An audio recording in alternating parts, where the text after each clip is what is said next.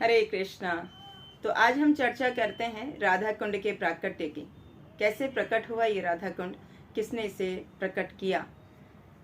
तो जैसे कि हमेशा से कंस जो है भगवान श्री कृष्ण को मारने के लिए कुछ न कुछ असुरों को भेजा करता था, तो इस बार भी उसने अरिष्टासुर नामक असुर को भेजा। और ये अरिष्टासुर नामक असुर जो है एक बैल का रूप धारण करके आया, और उस समय भगवान श्री कृष्ण गौचारण करा रहे थे।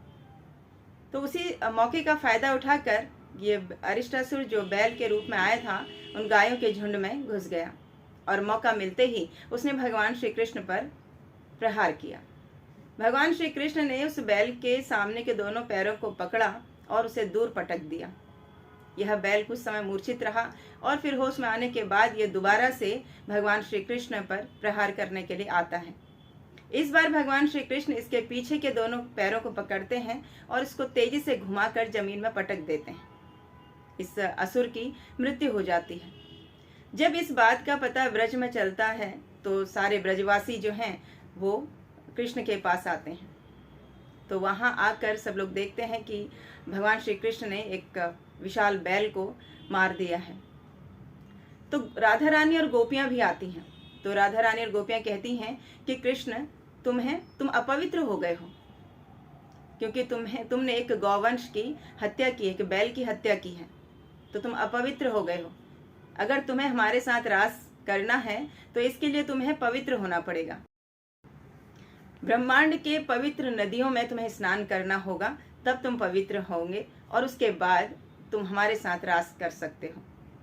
तो भगवान श्री कृष्ण ने कहा कि ये कौन सी बड़ी बात है। भगवान श्री कृष्ण ने वहीं अपनी पैर के एड़ी से गड्ढा किया, एक कुंड बनाया और मंत्रोच्चारण के साथ सभी पवित्र नदियों को उस कुंड में आह्वान किया, और सारी जो पवित्र नदियां थीं उस कुंड में आ गईं।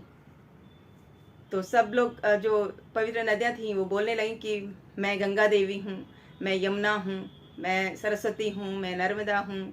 इस प्रकार से सब आते और भगवान श्री कृष्ण को प्रणाम करते और उस कुंड में समाहित हो जाते। तो ये सब देखकर भगवान श्री कृष्ण ने अपने ग्वाल बाल सखाओं के साथ उस कुंड में स्नान किया। अब भगवान श्री कृष्ण ने कहा कि राधा रानी और गोपियों से कि आप लोग भी अपवित्र हो। तो राधा रानी बोले कि हम कैसे अपवित्र हैं। तब भगवान श्री कृष्ण ने कहा कि तुमने एक अरिष्टासुर नामक असुर का साथ दिया है, तुमने उस असुर का साइड लिया, इसलिए तुम अपवित्र हो गए हो। तो तुम लोगों को भी ब्रह्मांड की पवित्र नदियों में स्नान करना होगा। अगर तुम चाहो तो मेरे कुंड में भी स्नान कर सकते हो। तो राधा रानी ने कहा नहीं, हम अपने ही कुंड में स्नान करेंगे, हम स्वयं एक कुंड का निर्माण करेंगे। तो राधा रानी ने अपने कंगन से वहां पर एक कुंड का निर्माण किया और उसमें जल लाने के लिए मानसी गंगा से मटकों में भरकर जल लाने लगे।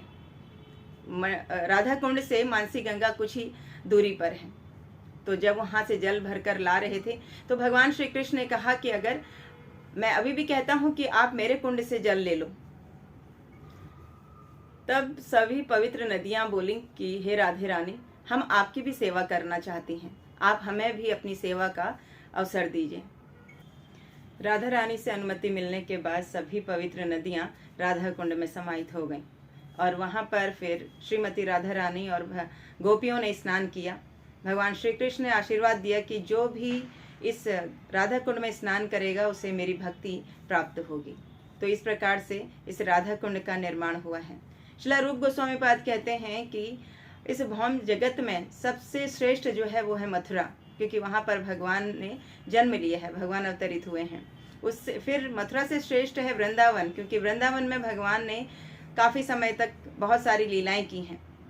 और वृंदावन से श्रेष्ठ है गोवर्धन, क्योंकि भगवान श्री कृष्ण ने गोवर्धन को 7 रात 7 दिन तक अपने हाथ में उठाया था। गोवर्धन से भी श्रेष्ठ है राधा कुंड। राधा कुंड कृष्ण को अति